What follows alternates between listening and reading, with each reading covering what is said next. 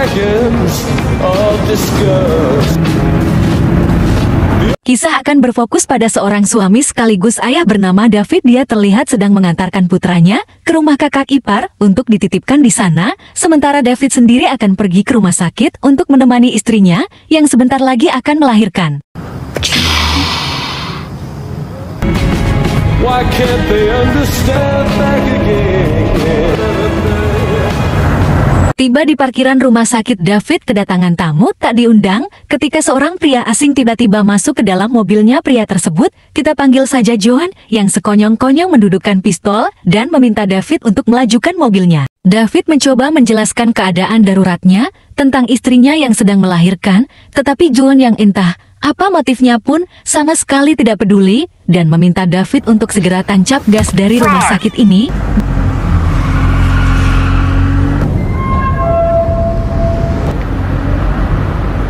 Joan mengambil dompet milik David untuk melihat kartu identitasnya sehingga David tidak bisa kabur begitu saja karena John mengancam akan mendatangi rumahnya membunuh anak dari istrinya apabila dia berani macam-macam. John belum mengatakan akan pergi kemana dan mau ngapain. David yang hanya seorang bapak-bapak kompleks biasa yang lemah pun hanya bisa manut-manut saja dengan sebuah perintah yang diberikan oleh si John ini.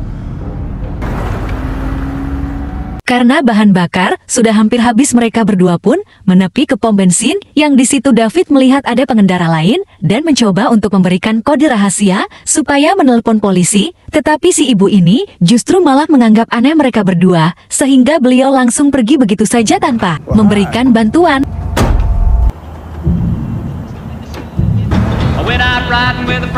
Beberapa menit melanjutkan perjalanan, John akhirnya mengungkapkan lokasi yang akan menjadi tujuan mereka, yang perjalanan ini tidak akan sampai memakan waktu sampai 1 jam. John juga menceritakan tentang ibunya yang sedang sakit kanker, yang karena ingin mencoba untuk bersimpati, David menyeleksi John hingga membuatnya sedikit kesal.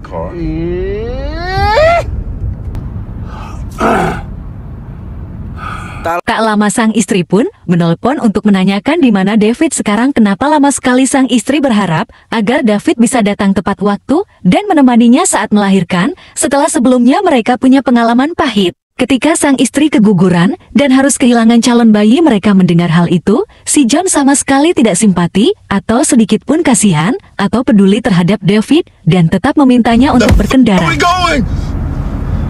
Beberapa menit berlalu, seorang petugas lalu lintas menghentikan mereka berdua akibat melaju dalam kecepatan yang melebihi batas. Beliau meminta David untuk menunjukkan SIM dan STNK, tetapi John melarang David untuk memberikannya karena mereka berdua tidak merasa melakukan kesalahan dan si John tidak mau memberikan STNK dan SIM. Polisi pun minta dengan sopan dan santun sekali. Dan nampaknya John sengaja ingin berdebat dengan polisi tersebut, dan ketika polisi mengeluarkan sepucuk pistol, tiba-tiba.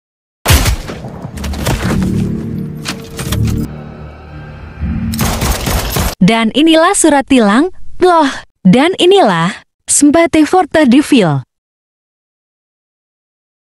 David pun tertegun sejenak ketika menyadari jika John adalah sosok yang bisa senikat dan setega itu membunuh orang lain tanpa alasan yang kuat saking kesalnya. David pun menjelaskan tentang si polisi punya keluarga, anak dan istri yang menunggu di rumah, bagaimana perasaan mereka, bagaimana si John setega melakukan itu. Alih-alih ingin membuatnya mikir, David justru malah dibentak balik dan diberikan sedikit peringatan dengan satu tembakan yang diarahkan tepat ke samping telinganya. Pada akhirnya, David tetap saja harus menjadi supir untuk si John yang tidak jelas ini, di mana sempat terpikir untuk menabrakkan mobilnya, namun John nampaknya memiliki insting yang sangat tinggi ketika dia bisa menebak apa yang David pikirkan, sehingga John segera melepaskan sabuk pengamannya supaya David tidak melakukannya. Namun disitulah David memiliki ide lain, yaitu lompat dari mobil dan membiarkan si John mengalami kecelakaan.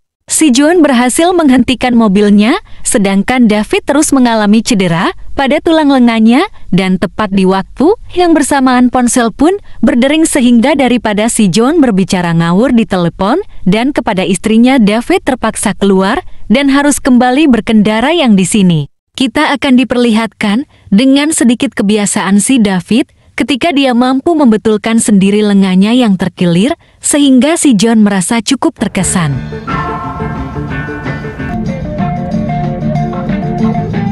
Tak lama si John pun meminta David untuk menepi di sebuah warung makan yang ketika mereka sudah berada di dalam langsung dilihat oleh satu pelanggan dan seorang pelayan wanita gara-gara penampilan keduanya yang tampak kacau dan agak sedikit babak belur. Dengan tetap menodongkan pistol di dalam saku, si John meminta David untuk perhatikan dengan seksama apa yang ingin dia ceritakan, bahwa bertahun-tahun yang lalu dirinya si John bekerja untuk seorang bos mafia sebagai seorang staf pembukuan yang dituduh telah menggelapkan sejumlah uang, sehingga si bos besar mengutus seorang eksekutor atau semacam pembunuh bayaran profesional untuk membunuh dirinya. Menyadari hal itu, John pun berencana untuk kabur membawa serta istri dan putri kecilnya. Menyadari hal itu, si John langsung pulang ke rumah dan hasil istri dan putrinya pun tewas mengenaskan. Dan datanglah pelayan menanyakan apa yang ingin mereka pesan. Gimana si John memesan 2 kopi dan roti dengan tambahan keju cheddar di atasnya. Yang mana resto ini punya aturannya untuk tidak menambah hal di luar menu. Si John pun agak kesal. Sudah cerita kepotong menu yang ia mau tidak bisa. Akhir si John minta dibikinin yang menurut resto ini enak. Alright, back to our story. Kembali ke cerita, si John mengira bahwa David adalah pembunuh bayaran yang dimaksud. Dia sangat iri dengan kehidupan David yang mempunyai anak, istri, rumah, mobil selayak rumah tangga pada umumnya. Yang pada intinya tujuan John sendiri adalah ingin membalas dendam apa yang David lakukan di masa lalu, yang sampai sini David merasa kalau dia bukan pelakunya.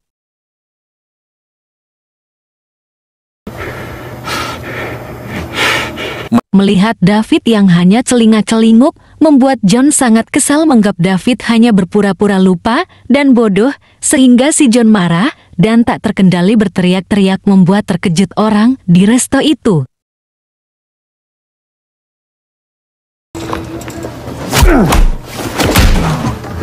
John pun memborgol tangan David ke meja dan dengan terang-terangan mengacungkan pistolnya ke si om-om pelanggan untuk membuatnya tetap diam, dan kemudian masuk ke dalam dapur untuk menggacam koki agar buatkan roti yang ada keju cheddar di atas, lantas mengganti musik kopul.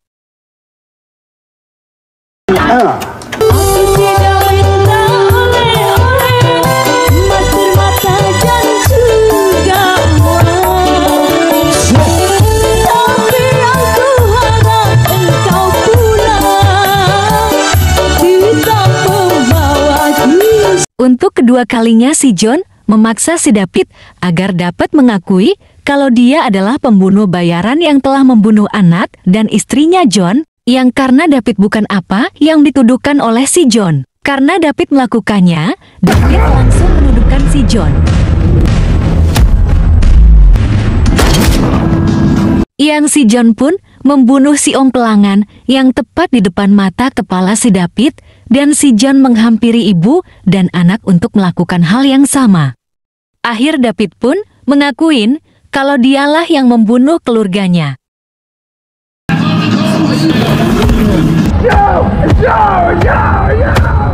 Puas menghajar David, lalu si John langsung mengejar si kepala koki, kemudian tepat menembak kakinya. Langsung di John mencari pelayan wanita. Pelayan wanita menangis dan ketakutan, di mana kita akan diperlihatkan momen di mana si John tidak tega membunuhnya, bukti bahwa si John memiliki hati nurani, terbukti kalau si John bukanlah seseorang psikopat.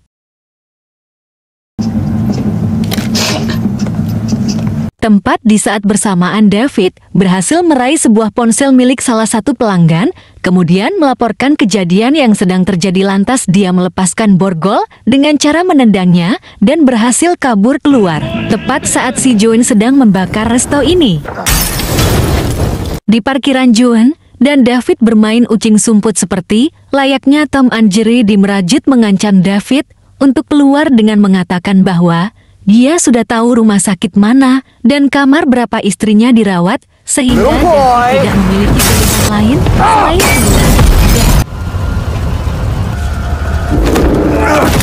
Sempat berkelahi sebentar, David akhirnya setuju untuk kembali ke dalam mobil dan dia berkata, apabila ini selesai dimohon untuk tidak mengganggu keluarganya lagi.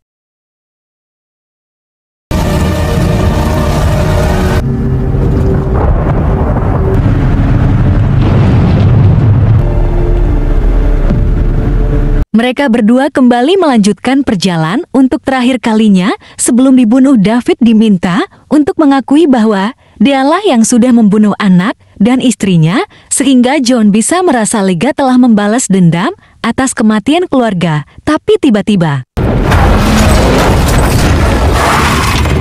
mereka berdua mengalami kecelakaan dengan si John yang terluka parah akibat tidak mengenakan sabuk pengaman, di mana Anda semua yang sedang menonton pasti akan sangat dibuat terkejut dengan sebuah fakta sekaligus pengakuan David yang ternyata adalah pembunuhnya yang asli. Semua yang dituduhkan kepadanya dari tadi adalah sebuah kebenaran. David sengaja mengelak dan terus menapis semua tuduhan tadi atas dasar ingin melupakan masa lalu, ingin membuka lembaran baru dengan kehidupan baru yang bahagia tanpa ingat bahwa ada korbannya yang di masa lalu, si John ini.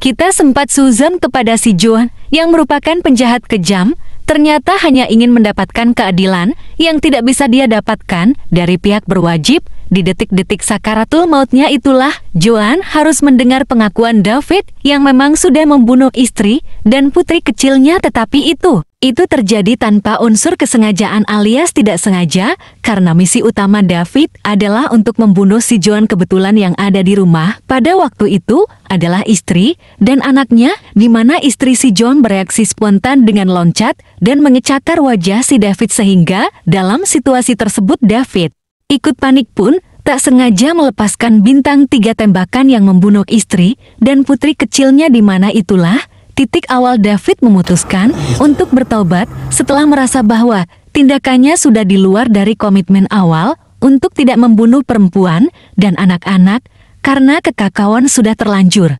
Dan polisi sudah sampai di lokasi. David terpaksa harus membunuh si John dengan cara menginjak batang lehernya dan merekayasa TKP soal si John tewas dalam kecelakaan tersebut. Pada akhirnya David tetap saja menang. Dia akan kembali ke kehidupan barunya bahagia bersama dengan istri dan anak barunya. Tamat.